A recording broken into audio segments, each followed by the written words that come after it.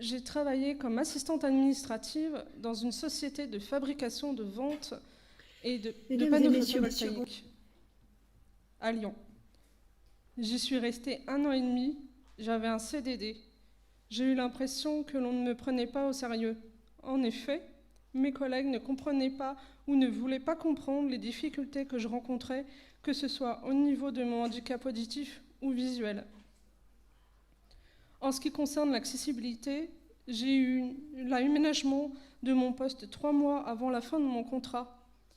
Je ne peux pas vous cacher que j'étais contente de partir, car en 1 an et demi, je n'ai pratiquement fait que de l'archivage et pas de comptabilité. Ensuite, j'ai eu 3 ans de chômage, mais j'ai fait une formation de remise à niveau en comptabilité à l'AFPA de Lorient. J'ai fait cette formation dans le but de mettre à jour mes connaissances en comptabilité. Concernant l'accessibilité, je disposais de la loupe déjà présente dans les paramètres de l'ordinateur. Et au lieu d'avoir des documents papier, j'avais des documents en version numérique, qui est plus facile pour moi. C'est surtout beaucoup moins fatigant à lire car je peux me servir de la loupe numérique. En 2015, j'ai obtenu un poste d'assistante comptable en contrat aidé à Tours, dans un centre de formation des métiers du social pendant 2 ans. Pour ce poste, je n'avais pas d'aménagement spécifique.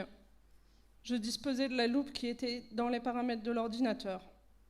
Je me sentais bien, je n'avais pas de pression et mes collègues étaient des personnes remarquables. Ils comprenaient mes difficultés et n'hésitaient pas à m'aider en cas de besoin.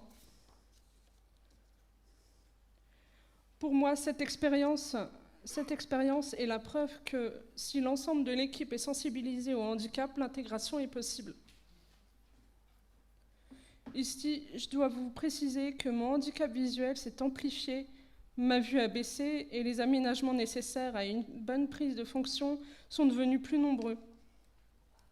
En 2018, donc, je devais faire un stage de 15 jours dans une coopérative bio. Dans le cadre de ce stage, je devais vérifier la cohérence entre les factures et les bons de livraison sur les documents papier. Mais le stage s'est arrêté au bout d'1 semaine, car selon eux, je n'étais pas assez rapide. Il s'avère que je n'avais pas d'aménagement de poste en tant que stagiaire. Pas de loupe pour améliorer la lecture du document papier. Puis dans la même année, j'ai travaillé dans une banque pour un remplacement de congé maternité. J'y suis restée 3 jours. Je vous explique. Le jeudi, je commence et le vendredi, en fin de journée, on m'installe le logiciel de loupe sur écran. Je reviens le lundi, j'ai juste une journée pour le prendre en main et m'adapter.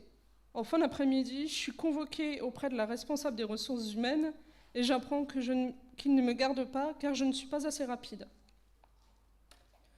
S'ensuit une période de chômage. J'ai à nouveau fait une remise à niveau en comptabilité au Greta de Tours. Dans la même période, j'ai été embauchée dans un cabinet d'expertise comptable à mi-temps, en même temps que la formation. J'y suis restée 4 jours, car je n'avais pas les aménagements nécessaires. Il faut savoir que quand vous entrez dans une entreprise, l'employeur peut bénéficier d'une subvention pour financer les aménagements de poste nécessaires à son salarié en situation de handicap. Mais l'accord de subvention est donné au bout de 3 mois maximum à partir de la date de la demande. Quand j'ai travaillé dans ce cabinet d'expertise comptable, l'employeur n'a pas attendu d'avoir la subvention, il a rompu la période d'essai. Concernant mon handicap à l'époque où j'habitais à Tours en 2018, j'ai été suivie par Cap Emploi. Ma conseillère a réalisé une prescription pour un diagnostic d'aménagement de poste au niveau visuel. J'ai ensuite effectué ces examens dans un centre de basse vision. À la suite de cela, il a été constaté que j'avais besoin de 2 grands écrans, d'une loupe électronique pour la lecture de documents papier et d'un logiciel de zoom sur écran. Afin de pouvoir être aidée dans mes démarches de recherche d'emploi, je suis suivie par divers organismes comme Cap Emploi, Pôle Emploi et l'ADAPT. Cap Emploi est un organisme de placement spécialisé qui a pour mission d'accompagner les personnes en situation de handicap vers et dans l'emploi. Je n'arrêtais pas de changer de conseiller et à chaque fois, il fallait réexpliquer mon parcours et mes difficultés que ce soit au niveau de mon handicap, de mon double handicap ou de ma recherche d'emploi. En plus de cela, ils m'ont fait clairement savoir que ce n'était pas leur boulot de me trouver du travail. Je peux comprendre ça, et je n'étais d'ailleurs pas inactive dans mes recherches. J'ai répondu à de nombreuses offres d'emploi, mais il m'a manqué des pistes et des conseils pour faciliter ma recherche d'emploi. À cause de cela, je perds de plus en plus confiance en moi. Je me souviens que dans une période de découragement, une conseillère m'avait fait le reproche de ne rien faire. Elle ne voyait pas que je perdais confiance en moi. Je ne me suis pas sentie soutenue et accompagnée et encouragée pour ne pas baisser les bras. Aujourd'hui, je suis suivie par une association qui s'appelle l'ADAPT. L'ADAPT accompagne les personnes en situation de handicap dans tous les volets de la vie, notamment pour l'insertion sociale et professionnelle. Ma conseillère m'aide dans mes démarches d'emploi et elle m'amène à réfléchir, à me recentrer sur moi-même. Je crois qu'elle fait en sorte que je ne me décourage pas et ne me lâche pas d'une semelle. Je la vois toutes les semaines, je me sens soutenue et accompagnée. Je cherche toujours à éloigner mes pensées de sentiments d'inutilité et d'exclusion sociale.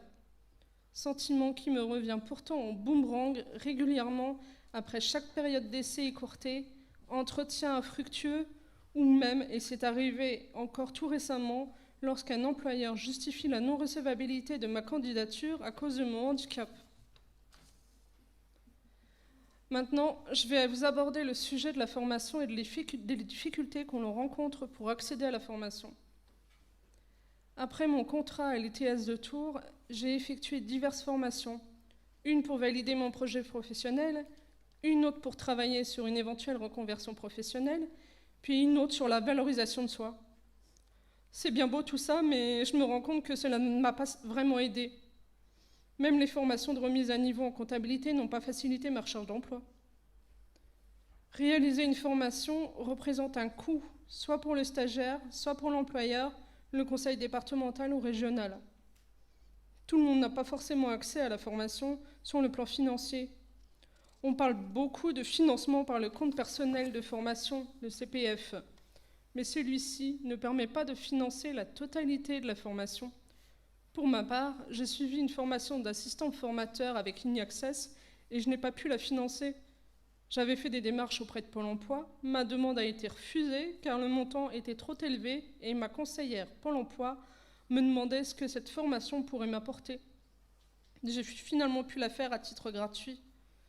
Cette formation a été pensée pour être accessible pour les personnes malentendantes. En effet, nous disposions d'un système de boucle magnétique avec des émetteurs-récepteurs pour faciliter la communication et le partage d'expériences. Ce fut un moment très enrichissant. Je n'oublierai pas les personnes que j'ai rencontrées à cette occasion.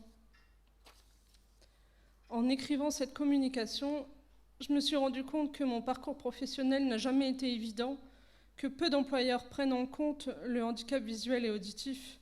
Et aujourd'hui, à l'âge de 35 ans, je souhaite pouvoir intégrer une entreprise avec un poste adapté et peut-être un accompagnement pour le maintien dans l'emploi. Dites-moi, est-ce que vous demanderiez à une personne en fauteuil d'accéder à son bureau en montant 3 marches en attendant d'avoir la subvention pour installer une rampe d'accès ? On est d'accord, c'est une aberration et c'est pourtant à ce genre d'aberration que j'ai été régulièrement confrontée au cours de mes expériences professionnelles. On m'a demandé de travailler efficacement, rapidement, sans mettre en place les outils de base dont j'ai pourtant besoin. Merci. Merci beaucoup Mathilde pour ce témoignage poignant et criant de vérité. C'est la réalité du terrain là en fait.